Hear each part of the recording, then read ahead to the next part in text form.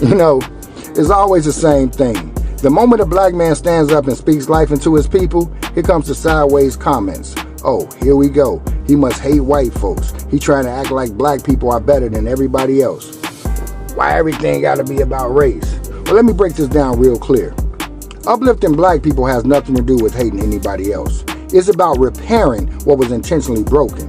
It's about filling in the gaps left behind when our families were divided, our schools were underfunded, our neighborhoods were redlined, and our minds were programmed.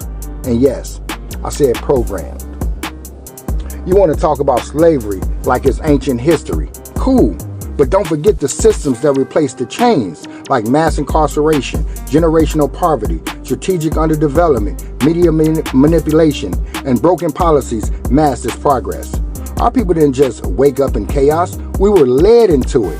And now, when somebody tries to say, yo, we don't have to stay here, when somebody tries to wake us up and say we deserve more than survival, we deserve legacy, you try to flip the script and call it hate.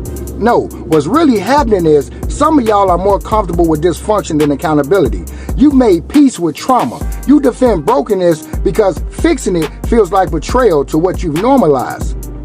Let me tell you something. I'm not here to coddle anybody. I'm not here to be liked. And I damn sure am not apologizing for trying to break a curse that's been passed down for generations. White people need healing too, sure, but this ain't about them. This is family business.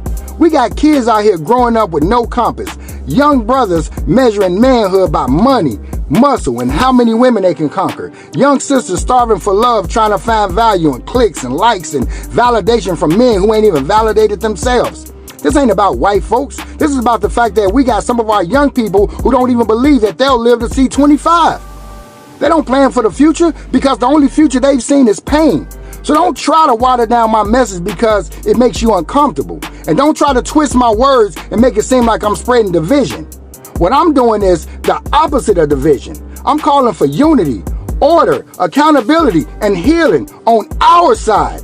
I love all people, but I was born to speak life into my people because we've been fed lies long enough.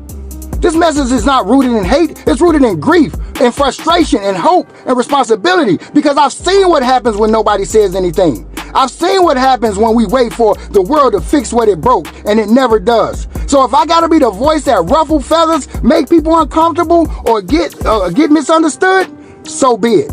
Just know this.